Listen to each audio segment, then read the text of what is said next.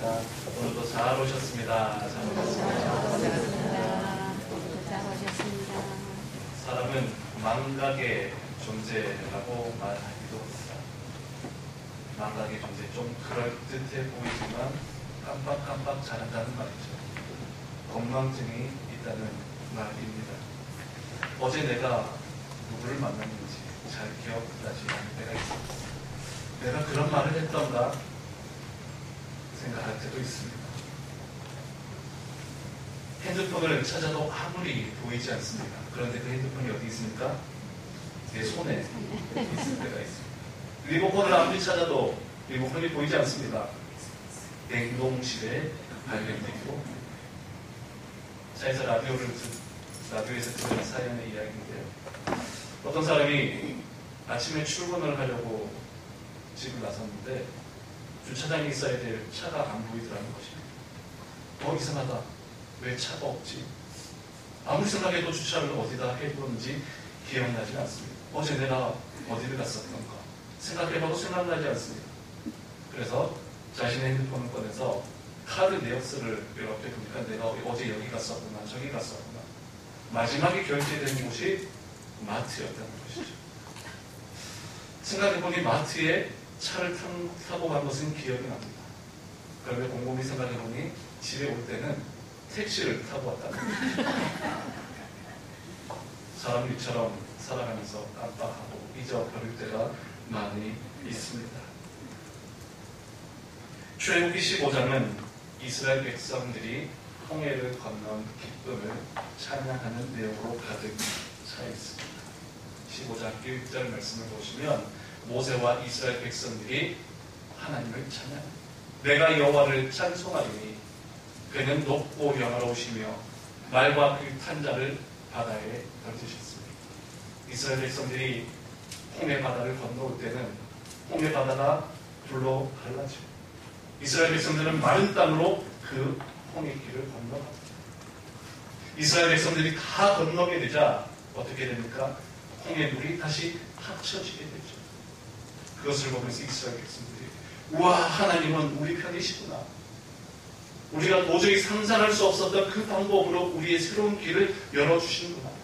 그리고 우리 뒤를 뒤쫓아오던 애굽의 군사들, 말을 타고 전차를 이끌고 우리를 잡으러 오던 그 애굽의 군사들을 하나님께서 바다에 던지셨다. 출애굽기 15장 내용 읽어보면 하나님이 코끼로, 그냥 콧바람으로 그 바다를 다 휩쓸어버렸다. 이렇게 고백하고 있습니다. 이렇게 15장 1절부터 모세가 하나님을 찬양하고요. 모세의 찬양이 끝나자 1절이 모세의 찬양이었다면 이제 모세의 찬양이 끝나고 나면 2절부터는 미리암, 모세의 누이 미리암이 다시 이어서 노래를 합니다. 출애굽기 15장 20절 아론의 누이 선지자 미리암이 손에 소고를 칩니다. 미리암이 소고를 치며 하나님을 찬양하자 주변에 있던 모든 여인들이 함께 나와서 춤을 추며 하나님을 찬양합니다. 21절 말씀 함께 읽어볼까요?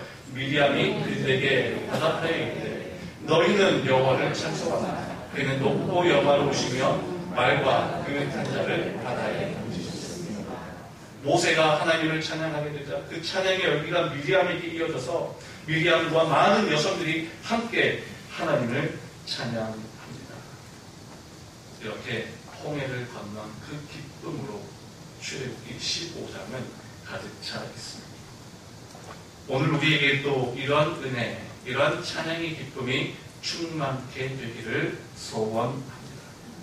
하나님께서 우리의 인생의 문제를 해결해 주시고 내 힘으로는 도저히 찾을 수 없었던 그 길을 하나님께서 열어주실 것입니다. 하나님께서 우리의 인생을 도우시고 우리에게 복을 주실 것입니다. 찬양할 때 놀라운 은혜가 임하게 될 것입니다. 여러분, 찬양이라고 하는 그 말 안에는요, 자랑하다, 빛을 내다 라고 하는 의미가 담겨져 있습니다. 요즘도 시골 마을을 가보면요, 현수막이 걸린 내용들 중에서 축 누구누구 집 아들 사무관 승진, 마을 이장 이름으로 사무관 승진이라고 하는 그런 현수막들이 걸린 것을 볼 수 있습니다. 또 어떤 마을에 갔더니요, 축 누구 집 아들 박사학위 취업 이렇게 걸어놓은 현수막들도 종종 볼 수 있습니다. 도심에서는 볼 수 없지만 지금 보시지 시골 마을에 가보면요, 마을 이장 이름으로 사무관 승진, 누구 집 아들이 박사학위를 받았다, 어디 좋은 곳에 취업했다, 마을의 자랑으로 생각하며 현수막을 걸어서 그렇게 계시는 것을 보게 됩니다. 그 마음이, 자랑하고 싶은 그 마음이 바로 찬양의 본래적 의미라는 것이죠. 하나님이 행하신 그 일을 내가 그냥 가만히 나만 알고 있을 수 없다. 하나님께서 행하신 그 일을 누군가에게 자랑하고 싶다. 그렇게 자랑할 때 그 대상이 빛이 나는 것입니다. 자랑하면 내가 자랑하는 그 대상이 빛이 나는 것. 우리가 하나님을 찬양하고 하나님을 자랑할 때에 하나님은 더욱더 아름다운 빛을 발하게 되는 것이죠. 우리 사람과의 관계에서도 마찬가지죠. 옆에 사람들에게 칭찬해주고, 부모는 자녀를 칭찬하고, 자녀는 부모를 자랑스러워하면 그 얼굴에서 빛이 납니다. 부모가 자녀들을 칭찬하면 칭찬할수록 그 자녀들의 얼굴에서는요, 빛이 난다는 것이죠. 우리 그런 의미에서 옆에 교인들에게 함께 이야기해보겠습니다. 오늘 보니 정말 아름답습니다. 오늘 보니 정말 아름다우십니다. 함께 칭찬해주십니다. 그러면 우리 얼굴에서 빛이 납니다. 우리가 하나님을 찬양할 때 하나님 얼굴에서 빛이 나는 것입니다. 홍해를 건넌 이스라엘 백성들이 이렇게 하나님을 찬양합니다. 홍해를 건넌 이스라엘 백성들이 이렇게 하나님을 자랑합니다. 그런 즐거움과 기쁨과 감격으로 다시 이스라엘 백성들은 광야길을 걸어가기 시작합니다. 그런 벅차오르는 가슴, 그 큰 기쁨으로, 그 감격으로 광야길을 걸어가는데, 그런데 얼마 지나지 않아 큰 문제가 생깁니다. 출애굽기 15장 22절 말씀을 보면, 모세가 홍해에서 이스라엘을 인도하며 그들이 나와서 수르 광야로 들어가서 거기서 사흘 길을 걸었으나 물을 얻습니다. 하나님께서 인도하시는 광야길을 걸어가서 그 앞에는 모세가 그 길을 이끌고 있죠. 모세가 이끄는 길은 곧 하나님이 인도하시는 길이었습니다. 하나님께서 인도하시는 그 길을 가고 있는데 우리가 사흘 길을 걸어갔으나 물을 얻을 수가 없었다라고 성경에 기록하고 있습니다. 여러분, 우리는 하나님의 인도하심이라고 생각하면 인생의 최적의 길을 걸어갈 것이다 생각합니다. 하나님이 인도하신다면 우리의 인생길은 가장 편하고 가장 쾌적한 길로, 가장 빠르고 가장 안전한 길로 걸어갈 것이다 생각합니다. 물론 그럴 때가 있습니다. 하나님께서는 우리를 가장 좋은 길, 가장 편한 길로 인도하실 때가 있습니다. 그러나 때론 하나님의 인도하심이 그러지 않을 때도 있습니다. 빠른 길보다는 먼 길을 돌아가게 할 때도 있고요. 분명히 더 편한 길이 있지만 그 편한 길보다 불편한 길로 우리를 인도하실 때가 있습니다. 넓은 길이 있음에도 불구하고 좁고 협착한 길로, 예수님이 말씀하셨던 좁은 문으로 가라. 하나님께서도 우리 인생을 넓은 길이 있음에도 불구하고, 편한 길이 있음에도 불구하고 좁은 길로, 협착한 길로 우리를 인도하실 때가 있다는 것이죠. 하나님을 따라가면 아무 문제가 없을 것 같고, 하나님을 따라가면 길도 막히지 않고 시원한 도로로 쌩쌩 달릴 것 같은데 그러지 않더라는 것이죠. 하나님의 인도하심을 따라 걸어갔지만 무려 사흘 동안 물을 얻지 못했다. 얼마나 힘들고 어려웠겠습니까? 잘못된 길로 가고 있는 것은 아닌가? 하나님이 인도하시는데 지금 하나님도 헤매고 있는 것은 아닌가? 우리가 가야 할 이 길이 맞는가? 혼란과 어려움이 이스라엘 백성들에게 있었을 것입니다.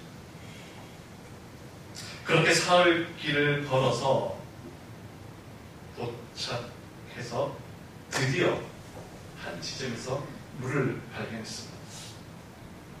사흘 길을 걸어서 왔는데 드디어 물을 발견합니다. 그 물이 얼마나 반가웠겠습니까? 이야, 드디어 물을 찾았다. 사흘 만에 마시는 물이 얼마나 달고 시원했겠습니까?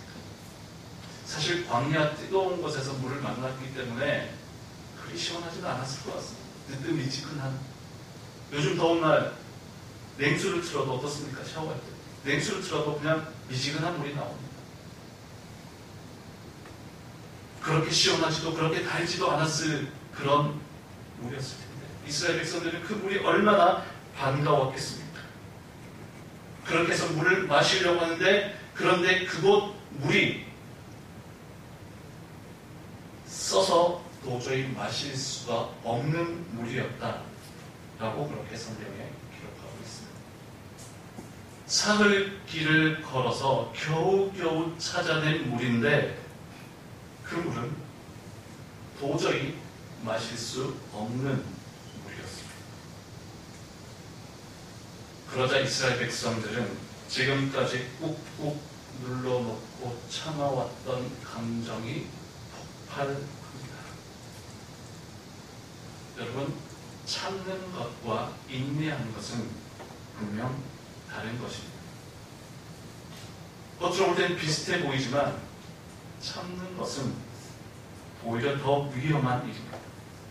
내 의지로, 내 생각으로 끌어오르는 욕망을 꾹꾹 눌러 담아 놓는다는 것은 오히려 더 위험한 일이 될 수 있습니다.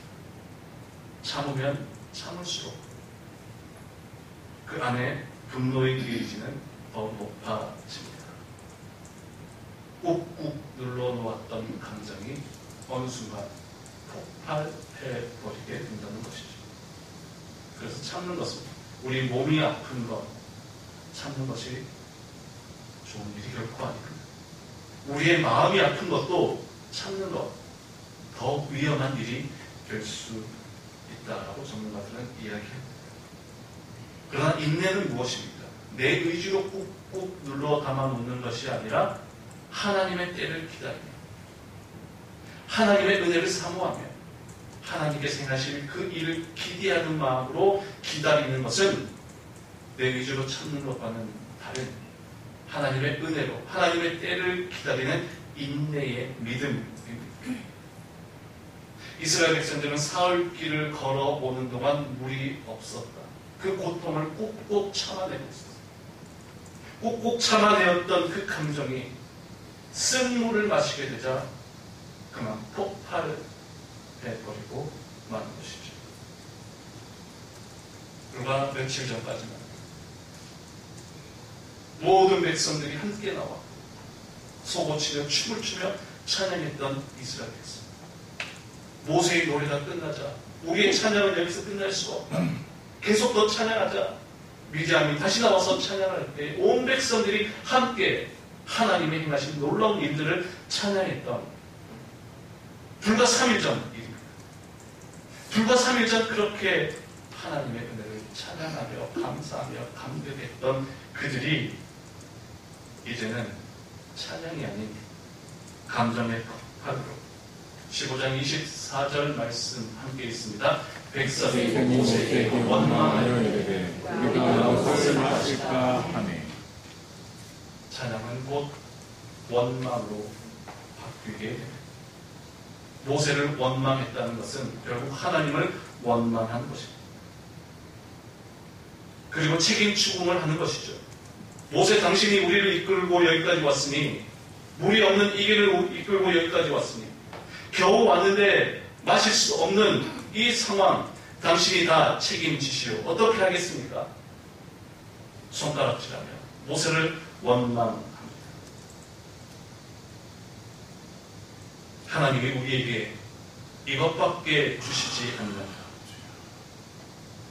너무 써서 마실 수 없는 그곳을 마라라고 그렇게 칭합니다. 마라의 뜻은 쓰다, 고통스럽다라고 하는 의미입니다. 우리가 도저히 써서 마실 수 없는 이 고통을 당신이 책임지시오. 사흘길을 걸어와서 겨우 발견했는데 이 물이 고통스러운 쓴물 마라였다는 것이죠. 여러분, 우리 인생도 열심히 인내하며 사흘길을 걸어갑니다. 그래, 하나님이 인도하시는 길입니다. 하나님이 하라고 하시니 힘들어도 가보자, 견뎌보자. 광야와 같은 우리의 인생길을 힘겹게 걸어갑니다. 수고하고 애쓰며 걸어갑니다. 그렇게 해서 겨우 도착해서, 그렇게 수고하고 애써서 겨우 무엇인가를 붙잡았는데 그것이 뭐라는 것이죠? 마라. 와, 저기 물이 있다. 드디어 발견했다. 드디어 찾았다. 도착해 보니 마라. 써서 마실 수 없는 물이었어요. 우리도 수고하고 애쓰며 겨우 여기까지 달려왔는데 드디어 잡았다 생각했는데 잡은 것을 펼쳐보니 인생의 마라뿐이라는 것이죠. 우리의 수고와 노력이 마라뿐이라면 어떻게 하시겠습니까? 이스라엘 백성들은 마라 앞에서 원망, 도저히 써서 마실 수 없는 그 물을 보며 불평하고 모세와 하나님을 원망합니다. 당신이 책임지시오. 당신이 여기까지 우리를 인도했으니 이 고통, 이 힘든 문제를 당신이 책임지시오. 그렇게 백성들은 모세를 원망합니다. 그러나 모세는 그 원망 앞에서 기도합니다. 사람들은 모세에게 원망하고 있지만 모세는 여호와께 부르시오. 똑같은 상황입니다. 여러분, 모세라고 해서 힘들지 않았겠습니까? 모세라고 해서 사흘길 걸어오면서 물 한 모금 마시지 않았던 것이 힘들지 않았겠습니까? 모세도 힘들었습니다.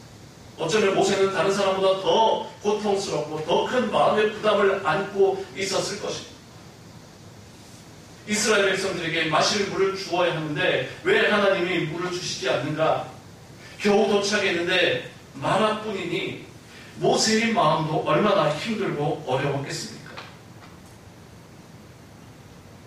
그 힘들고 고통스러운 순간에 모세는 이스라엘 백성들과 싸우는 것도 아니고 이스라엘 백성들처럼 원망하는 것도 아니며 하나님께 부르짖어 하나님을 향해 간절히 기도합니다.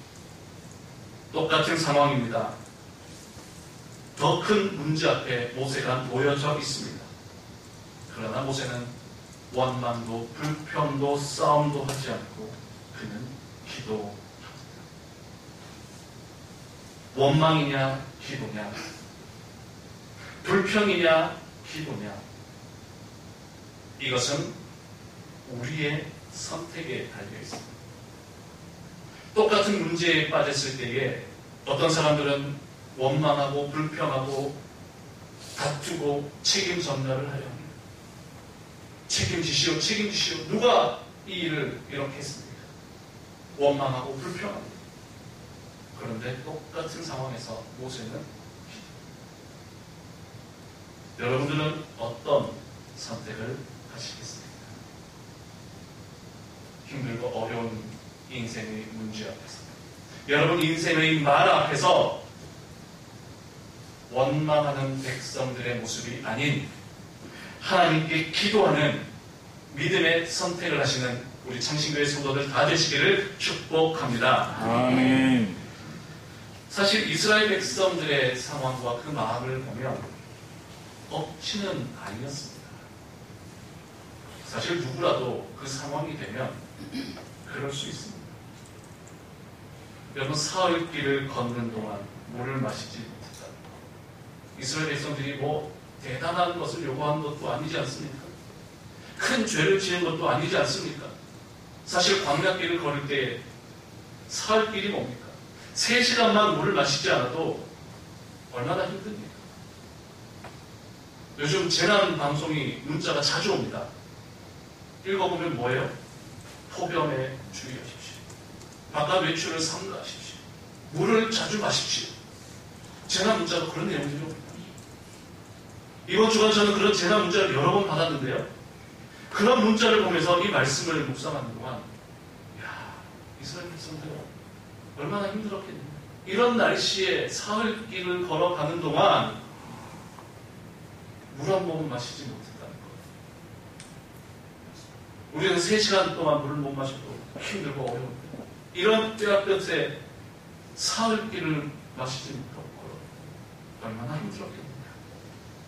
저는 충분히 원망했던 이스라엘 백성들의 마음도 이해할 수가 있었습니다. 그런데 중요한 것은 불편합니다. 원망한다고 그 일이 해결되는 것은 결코 아니다라는 것이죠. 그렇다면 하나님은 왜 이스라엘 백성들에게 물을 주시지 않았는가? 사흘 길을 걸어갈 때까지 물을 주시지 않고 겨우 그들이 찾은 물이 마라 쓴물이었다. 그 역시 이유가 있습니다. 출애굽기 15장 25절 말씀 함께 있습니다. 거기서 여호와께서 그들을 위하여 법도와 율례를 주하시고 그들을 무엇 하셨다고요? 시험하기 위해서. 하나님께서는요, 이스라엘 백성들이 얼마나 힘들고 어려운지 결코 모르지 않았어요. 그들이 물이 없어서 얼마나 힘들고 어려운지 하나님도 다 알고 계셨습니다. 사흘 동안 물을 마시지 못했던 이스라엘 백성들을 바라보며 하나님도 제가 생각해봤는데요, 하나님도 사흘 동안 물을 안 마시고 계셨을 것 같아요. 하나님이 이스라엘 백성들에게 물을 주시지 않으셨는데 하나님 혼자 시원한 곳에서 물을 마시고 계셨을까요? 저는 하나님도 같이 목마름을 경험하시고 하나님도 같이 물을 마시지 않고 이스라엘 백성들을 바라보고 계셨을 것이다. 이 생각.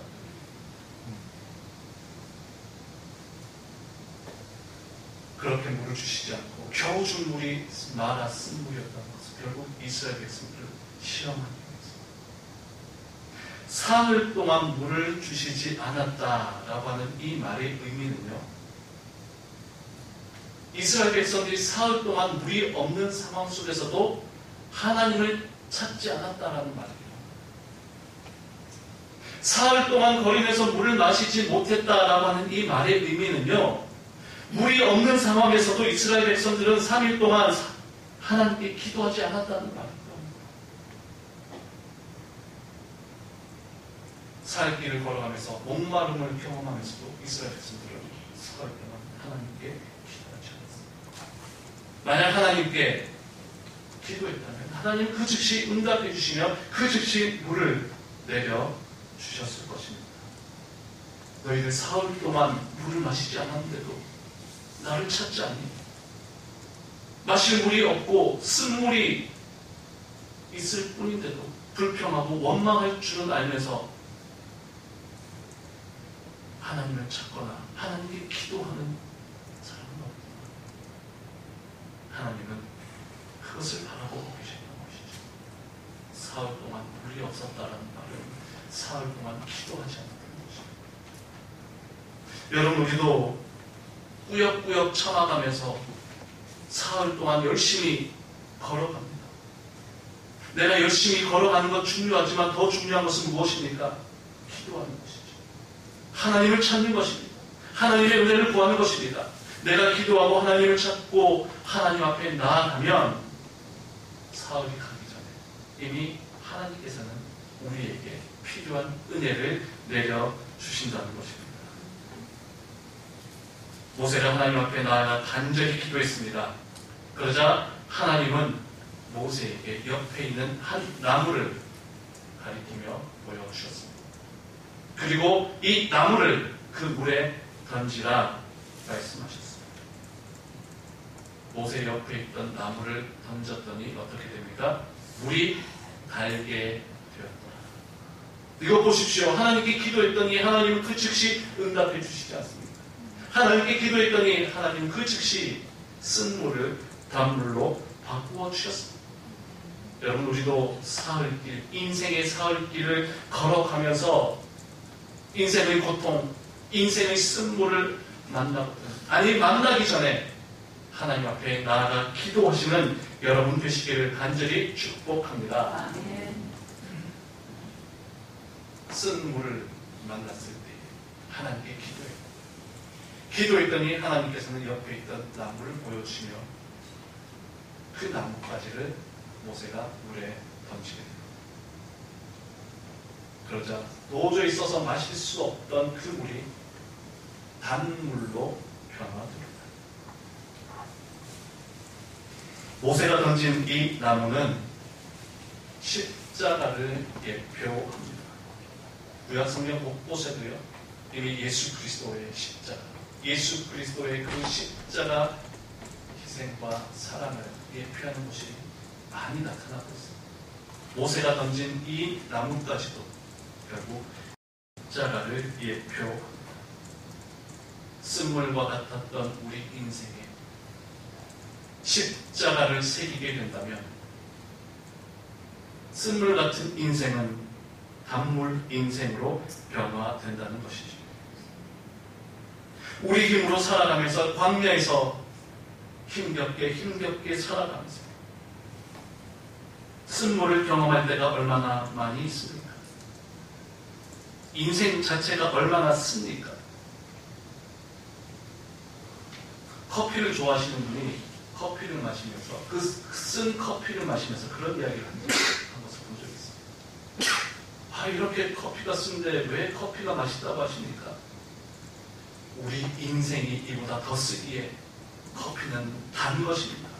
그런 이야기를 하는 것을 본 적이 있습니다. 그 쓴 커피를 마시는데요, 에스프레소 그 쓴 커피를 마시는데 이 커피가, 이 쓴 에스프레소가 어찌 맛있고 어찌 달다고 생각하십니까? 우리 인생은 이것과도 비교할 수 없을 정도로 쓰거든요. 내 쓰디 쓴 인생을 생각해 볼 때 이 에스프레소는 단 것입니다. 우리 인생이 그만큼 쓰디 쓴 인생이라는 것이죠. 여러분들도 인생의 쓴맛을 얼마나 경험하셨습니까? 여러분, 인생의 쓴맛을 얼마나 겪으며 살아오셨습니까? 앞으로도 우리 인생은요, 마라와 같이 쓰디 쓴 많은 경험을 또 하게 될지도 모르겠습니다. 우리를 힘들게 하는 시험, 고통, 환난들, 우리를 힘들게 하는 수많은 인생의 문제들, 쓰디 쓴 마라들이 우리 앞에 한없이 펼쳐져 있을 수도 있습니다. 그런데 그때 우리는 어떻게 해야 합니까? 모세가 던졌던 그 나뭇가지, 모세가 던진 그 나뭇가지를 우리의 마음으로, 우리의 심장으로 던질 수 있어야 합니다. 그 나뭇가지가 바로 십자가. 십자가를 우리의 마음에 품는다면, 십자가를 우리의 심장에 새긴다면, 십자가를 마라와 같은 쓰디 쓴 우리 인생에 던지고 새긴다면 어떻게 된다고요? 그 쓰디 쓴 마라와 같은 인생은 단물로 변화되게 될 줄 믿습니다. 우리는 믿음 생활하면서 우리의 믿음을 결코 과대평가해서는 안 됩니다. 이스라엘 백성들 홍해를 건넌 3일 만에 그 감사와 감격과 기쁨을 다 잃어버렸습니다. 여러분, 구약 성경에서 홍해를 건넌 기적만큼 더 큰 기적이 과연 얼마나 더 있습니까? 홍해를 건넌 이스라엘 백성들만큼 큰 기적을 경험한 사람들이 또 얼마나 더 있습니까? 어쩌면 가장 큰 기적을 경험했음에도 불구하고 그들의 기쁨과 그들의 감사와 그들의 은혜는 3일밖에 가지 않았습니다. 오늘 우리도요, 예배를 드릴 때는 그래, 내가 이 믿음으로 살아가겠어. 그래, 내가 이 믿음으로 일주일 동안 승리하겠어. 이런 마음의 결단들을 하실 겁니다. 여러분 표정 보니까 그런 표정들이에요, 지금. 은혜 충만한, 성령 충만한 그런 표정들. 그런데 우리가 받은 이 은혜가 과연 얼마나 갈 수 있는가? 우리가 과연 이 받은 은혜로 3일을 버텨낼 수 있을 것인가? 오늘 받은 은혜로 우리가 3일을 살아가는 것은 이 세상이 참 쉽지 않은 일. 홍해를 건넌 이스라엘 백성들도 3일이 지났을 때 불평, 불만, 원망이 터져 나왔습니다. 하나님이 우리를 왜 이곳으로 인도했는가? 모세를 원망하며 책임지라고 그렇게 대들고 덮었습니다. 오늘 우리도 오늘 받은 은혜가 우리의 삶을 얼마 동안 이끌어갈 수 있는가? 사실 쉽지 않습니다. 그렇기 때문에 우리의 필요한 것은 무엇입니까? 일용할 은혜. 날마다 나에게 주신 그 은혜가 있어야 한다는 거죠. 하나님이 나에게 주신 은혜. 이 은혜로 오늘을 살아내고 내일 또 내일 부어주실 그 은혜로 살아내고 날마다 나에게 주시는 그 은혜가 있어야 한다는 것이죠. 대중 강연으로 유명하신 김창옥 선생님 강연 중에 인상 깊었던 대목이 있습니다. 최후에 웃는 사람이 아니라 자주 웃는 사람이 승자더라. 우리는 살아가면서 고통을 참아내고 인내하고 그래 내가 이 일을 수고하고 애써서 지금은 힘들고 고통스럽고 지금은 눈물을 짓는 그런 삶을 살아갈 수밖에 없지만 이 일이 다 끝나고 나면 인생 대박이 터질 거야. 그때 가면 다 잘 될 거야. 그때 가면 웃을 수 있을 거야. 마지막 그때 웃으려고 하는 그 인생은 결국 실패자가 된다는 것이죠. 마지막에 가서 크게 한 방 웃어야지. 이것이 성공한 인생이 아니라 어떻게 해요? 자주 웃는 사람. 그때 가서 참았다가 나중에 가서 웃는 인생이 아니라 날마다 자주 웃는 사람이 결국 인생의 승자더라 라는 이야기를 합니다. 은혜도 마찬가지입니다. 내가 받은 이 은혜 가지고 일주일 살아야지. 물론 오늘 받은 은혜로 우리가 일주일을 살 수 있으면 참 좋습니다. 그런데요, 한 번에 큰 은혜를 받는 것도 중요하지만 홍해를 건넌 것처럼 정말 기가 막힌 드라마틱한 그 기적을 경험하는 것도 물론 우리 인생에 필요하지만 더 중요한 것은 자주 웃을 수 있는 삶, 자주 은혜를 누릴 수 있는 삶, 자주 하나님의 사랑을 누릴 수 있는 그 사람이 진정한 승자라는 것을 우리는 잊지 말아야 합니다. 주님의 은혜가 날마다 나와 함께, 주님의 은혜가 날마다 내 삶 속에 임할 때에 우리는 비로소 인생의 승리자가 될 것입니다. 우리 앞에 쓴물이 있고 마라와 같은 고통스러운 현실들이 있을지라도 우리는 그 마라 앞에서 원망하거나 불평하지 않고 실망하거나 낙심하지 않고 마라 앞에서도 원망하지 마라. 마라 앞에서도 절망하지 마라. 마라 앞에서도 우리는 절망하지 않고 원망하지 않고 기쁨으로 믿음으로 쓴물 인생을 단물 인생으로 바꾸시는 하나님의 그 은혜를 누리시는 여러분들 삶이 되시기를 간절히 축복합니다. 아멘. 아멘. 기도하겠습니다. 살아계신 하나님 아버지, 오늘도 쓰디쓴 인생을 살아가다가 이렇게 주님 앞에 나왔습니다. 하나님을 예배하는 이 시간이 우리의 인생의 쓴물이 단물로 바뀌는 시간임을 기억하며 하나님 말씀에 순종하고 하나님 말씀을 기대하는 그런 인생으로 나아갈 때에 우리의 삶 속에 나뭇가지를 던지시고 우리를 변화시키시고 우리와 함께 하시는 하나님의 능력으로 날마다 기뻐하며 즐거워하는 우리 창신교회 모든 성도들 될 수 있도록 인도하여 주옵소서. 예수님 거룩하신 이름으로 기도하옵나이다. 아멘.